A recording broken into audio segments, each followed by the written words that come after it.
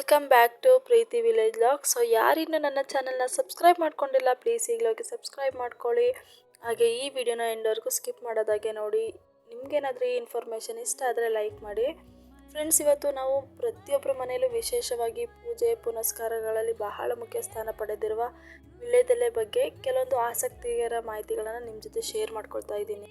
ನಮ್ಮ ಹಿಂದೂ ಸಂಪ್ರದಾಯದಲ್ಲಿ ವೀಳ್ಯದೆಲೆಗೆ ತುಂಬ ವಿಶೇಷ ಸ್ಥಾನ ಇದೆ ಅಂತ ಎಲ್ರಿಗೂ ಗೊತ್ತು. ಯಾವುದೇ ಶುಭ ಕಾರ್ಯ ಇರಲಿ, ದೇವ್ರ ಪೂಜೆ ಇರಲಿ, ಮದುವೆ, ಗೃಹ ಪ್ರವೇಶ ಅಥವಾ ಹಬ್ಬ ಹರಿದಿನಗಳಲ್ಲೇ ಆಗಿರಲಿ, ವೀಳ್ಯದೆಲೆ ಇಲ್ಲದೆ ಪೂಜೆ ಸಂಪೂರ್ಣ ಆಗಲ್ಲ ಅಂತ ಎಲ್ರಿಗೂ ಗೊತ್ತೇ ಇದೆ. ನಮ್ಮ ಹಿಂದೂ ಧರ್ಮದಲ್ಲಿ ವೀಳ್ಯದೆಲೆಯನ್ನು ಶುಭದ ಸಂಕೇತ ಅಂತಲೇ ಕರೀತಾರೆ. ದೇವರಿಗೆ ನೈವೇದ್ಯ ಅರ್ಪಿಸುವಾಗ, ಕಲಶ ಸ್ಥಾಪನೆ ಮಾಡುವಾಗ ಹಾಗೂ ಹಲವಾರು ಧಾರ್ಮಿಕ ವಿಧಿವಿಧಾನಗಳಲ್ಲಿ ವೀಳ್ಯದೆಲೆಯನ್ನು ಬಳಸ್ತಾರೆ. ಕೆಲವು ಪುರಾಣಗಳ ಪ್ರಕಾರ ವೀಳ್ಯದೆಲೆಯಲ್ಲಿ ದೇವತೆಗಳು ವಾಸವಿದ್ದಾರೆ ಅಂತಲೇ ನಂಬಿಕೆ ಇದೆ. ಅಷ್ಟೇ ಅಲ್ಲದೆ ವೀಳ್ಯದೆಲೆನ ಆರೋಗ್ಯ ದೃಷ್ಟಿಯಿಂದಲೂ ತುಂಬಾ ಉಪಯೋಗಿಸ್ತಾರೆ. ಇದರಲ್ಲಿ ಹಲವಾರು ಔಷಧಿ ಗುಣಗಳಿದ್ದು ಜೀರ್ಣಕ್ರಿಯೆಗೆ ಸಹಾಯ ಮಾಡುತ್ತೆ.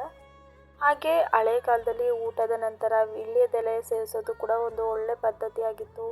ಈಗಲೂ ಕೂಡ ಬಸರಿಯರಿಗಾಗಿರ್ಬೋದು, ಬಾಣಂತಿಯರಿಗಾಗಿರ್ಬೋದು, ಎಲೆಯ ಜೊತೆ ಸುಣ್ಣನ ಮಿಕ್ಸ್ ಮಾಡಿ ತಿನ್ನೋದ್ರಿಂದ ಕ್ಯಾಲ್ಶಿಯಂ ಆಗಿರ್ಬೋದು, ಹಾಗೆ ವೀಳ್ಯದೆಲೆ ತಿನ್ನೋದ್ರಿಂದ ಡೈಜೆಷನ್ ಆಗಿರ್ಬೋದು, ಮಕ್ಕಳಿಗೆ ಜೀರ್ಣಕ್ರಿಯೆ ಆಗಿರ್ಬೋದು ತುಂಬಾ ಹೆಲ್ಪ್ ಆಗುತ್ತೆ ಅಂತ ಹೇಳಿ ಈಗಲೂ ಸಹ ಬಾಣಂತಿಯರಿಗೆ, ಬಸರಿಯರಿಗೆ ತುಂಬಾ ವೀಳ್ಯದೆಲೆಯನ್ನು ಸೇವಿಸೋಕ್ಕೆ ತಾಯಂದಿರು ತುಂಬಾ ಹೇಳ್ತಾರೆ.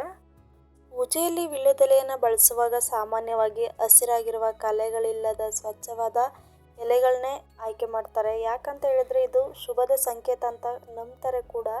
ಹಾಗೆ ನಮ್ಮ ಹಿಂದೂ ಸಂಪ್ರದಾಯದಲ್ಲಿ ಕಲಶ ಮಾಡುವಾಗ ವೀಳ್ಯದೆಲೆ ಹಾಗೂ ಮಾವಿನ ಎಲೆನೇ ಉಪಯೋಗಿಸ್ತಾರೆ. ಯಾಕಂತ ಹೇಳಿದ್ರೆ ಇದರಲ್ಲೇ ಕೂಡ ನಾವು ದೈವಿಕ ಗುಣಗಳನ್ನ ಹೊಂದಿರುವಂಥ ಎಲೆಗಳು ಅಂತ ನಂಬ್ತಾರೆ ಕೂಡ. ಇಂದಿಗೂ ಭಾರತದೆಲ್ಲೆಡೆ ವಿವಿಧ ಸಂಪ್ರದಾಯಗಳಲ್ಲಿ ವೀಳ್ಯದೆಲೆಯನ್ನು ಬಳಕೆ ಮುಂದುವರೆದಿದೆ.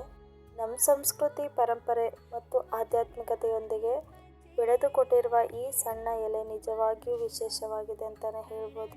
ಹಾಗೆ ವೀಳ್ಯದೆಲೆಯು ಕೇವಲ ಪೂಜೆಗೆ ಮಾತ್ರ ಸೀಮಿತವಾಗಿಲ್ಲ, ಇದು ರೈತರಿಗೆ ಉತ್ತಮ ಆದಾಯ ತರುವ ಬೆಳೆಯಾಗಿಯೂ ಪ್ರಸಿದ್ಧವಾಗಿದೆ. ಸರಿಯಾದ ಆರೈಕೆ ಮಾಡಿದರೆ ವೀಳ್ಯದೆಲೆ ತೋಟದಿಂದ ಹಲವಾರು ವರ್ಷಗಳವರೆಗೆ ಎಲೆಗಳನ್ನ ಪಡೆಯಬಹುದು ನಾವು. ಹಾಗೆ ವೀಳ್ಯದೆಲೆನ ಬೆಳೆಯೋಕ್ಕೆ ಹೆಚ್ಚು ಬಿಸಿಲು ಕೂಡ ಬೇಡ. ನೆರಳು ಇರುವ ಜಾಗದಲ್ಲಿ, ತೇವಾಂಶ ಇರುವ ಮಣ್ಣಿನಲ್ಲಿ ಚೆನ್ನಾಗಿ ಬೆಳೆಯುತ್ತೆ. ಸಾಮಾನ್ಯವಾಗಿ ಬಳ್ಳಿ ರೂಪದಲ್ಲಿ ಬೆಳೆಯುವ ಕಾರಣ ಇದಕ್ಕೆ ಆಸರೆ ನೀಡಬೇಕು, ನೀರು ಸರಿಯಾಗಿ ಸಿಗಬೇಕು. ಆದರೆ ಅತಿಯಾಗಿ ನೀರು ನಿಂತರೆ ಗಿಡ ಹಾಳಾಗುವ ಸಾಧ್ಯತೆ ಇರುತ್ತೆ.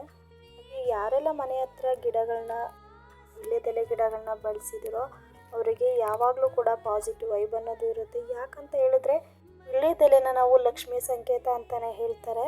ಸೊ ಯಾರು ಕೂಡ ಮನೆ ಹತ್ರ ವೀಳ್ಯದೆಲೆ ಗಿಡನ ಹಾಕೋದನ್ನು ಮಿಸ್ ಮಾಡ್ಕೊಳ್ಬೇಡಿ. ಯಾಕಂತ ಹೇಳಿದ್ರೆ ಎಷ್ಟೋ ನೆಗೆಟಿವ್ ಅನ್ನೋದನ್ನು ತಡೆಯುವ ಶಕ್ತಿ ವೀಳ್ಯದೆಲೆ ಗಿಡಕ್ಕೆ ಇದೆ. ವೀಳ್ಯದೆಲೆ ಗಿಡ ಎಷ್ಟು ಸೊಂಪಾಗಿ ಬೆಳೆಯುತ್ತೋ ಅಷ್ಟೇ ನಮ್ಮ ಮನೆಯಲ್ಲೂ ಕೂಡ ಸಮೃದ್ಧಿ ಅನ್ನೋದು ಕಾಣ್ಬೋದು ನಾವು. ಎಷ್ಟೋ ಜನಕ್ಕೆ ವೀಳ್ಯದೆಲೆನ ಮನೆ ಹತ್ರ ಬೆಳಿಬೇಕು ಅನ್ನೋ ಆಸೆ ಇರುತ್ತೆ. ಬಟ್ ಎಷ್ಟೇ ಸಲ ಗಿಡ ಹಾಕಿದ್ರೂ ಕೂಡ ವೀಳ್ಯದೆಲೆ ಗಿಡ ಅನ್ನೋದು ಸೊಂಪಾಗಿ ಬೆಳೆಯೋದಿಲ್ಲ. ಸೊ ಹೇಗೆ ಬೆಳಿಬೇಕು ಅನ್ನೋದನ್ನು ಈ ವಿಡಿಯೋದಲ್ಲಿ ತಿಳಿಸ್ಕೊಡ್ತೀನಿ. ಮನೆ ಹತ್ರ ಗಿಡಗಳನ್ನ ಹೇಗೆಲ್ಲ ಬೆಳಿಬೋದು, ಯಾವ ರೀತಿ ಇಟ್ಟರೆ ಗಿಡ ಬೇಗ ಹಾಳಾಗೋದಿಲ್ಲ, ಸೊಂಪಾಗಿ ಬೆಳೆಯುತ್ತೆ ಅನ್ನೋದಕ್ಕೆ. ಹಾಗೆ ನಾವು ಮೊದಲಿಗೆ ಒಂದು ಆರೋಗ್ಯಕರ ವೀಳ್ಯದೆಲೆ ಬಳ್ಳಿ ಕಡ್ಡಿಯನ್ನು ಆಯ್ಕೆ ಮಾಡ್ಕೋಬೇಕು. ಸುಮಾರು 1 ರಿಂದ 2 ಅಡಿ ಉದ್ದದ ಕಡ್ಡಿ ಇದ್ದರೆ ಸಾಕು. ನಂತರ ಅದನ್ನು ತೇವಾಂಶ ಇರುವ ಮಣ್ಣಿನಲ್ಲಿ ನೆಡಬೇಕು. ವೀಳ್ಯದೆಲೆನ ಬೆಳೆಸಬೇಕು ಅಂತ ಹೇಳಿದ್ರೆ ಮಣ್ಣಿನ ಆಯ್ಕೆ ತುಂಬಾ ಮುಖ್ಯ. ಹೌದು, ಕೆಂಪು ಮಣ್ಣು ಹಾಗೆ ಮರಳು ಮಿಶ್ರಿತ ಮಣ್ಣಿದ್ರೆ ತುಂಬಾ ಒಳ್ಳೆಯದು. ಹಾಗೆ ಸಾವಯವ ಗೊಬ್ಬರವನ್ನು ಕೂಡ ಅದರಲ್ಲಿ ಮಿಕ್ಸ್ ಮಾಡಿ ನಾವು ವೀಳ್ಯದೆಲೆನ ಬೆಳೆಸ್ಕೊಳ್ಬೋದು. ಹಾಗೆ ಮುಖ್ಯವಾಗಿ ವೀಳ್ಯದೆಲೆನ ಬೆಳೆಸಬೇಕು ಅಂತ ಹೇಳಿದ್ರೆ ನೀರು ನಿಲ್ಲಬಾರ್ದು. ನೀರು ನಿಂತರೆ ಬೇಗನೆ ವೀಳ್ಯದೆಲೆ ಬೇರು ಕೊಳೆತು ಹಾಳಾಗ್ಬೋದು.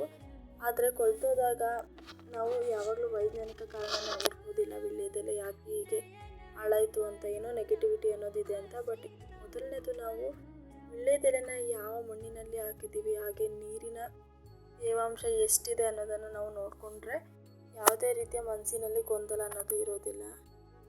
ಹಾಗೆ ವೀಳ್ಯದೆಲೆನ ಬೆಳಿಬೇಕು ಅಂತ ಹೇಳಿದ್ರೆ ಇನ್ನೊಂದು ಮುಖ್ಯವಾದ ವಿಷಯ ಏನಪ್ಪ ಅಂತ ಹೇಳಿದ್ರೆ ವೀಳ್ಯದೆಲೆ ಗಿಡಕ್ಕೆ ಗಾಳಿ ಚೆನ್ನಾಗಿ ಓಡಾಡಬೇಕು. ತುಂಬ ದಟ್ಟವಾಗಿ ಬೆಳೆದ್ರೆ ರೋಗಗಳು ಹೆಚ್ಚಾಗ್ಬೋದು. ಸರಿಯಾದ ಆರೈಕೆ ಮಾಡಿದರೆ ಒಂದು ಬಳ್ಳಿಯಿಂದಲೇ ವರ್ಷಗಳ ಕಾಲ ಎಲೆಗಳನ್ನ ಪಡೆದುಕೊಳ್ಬೋದು.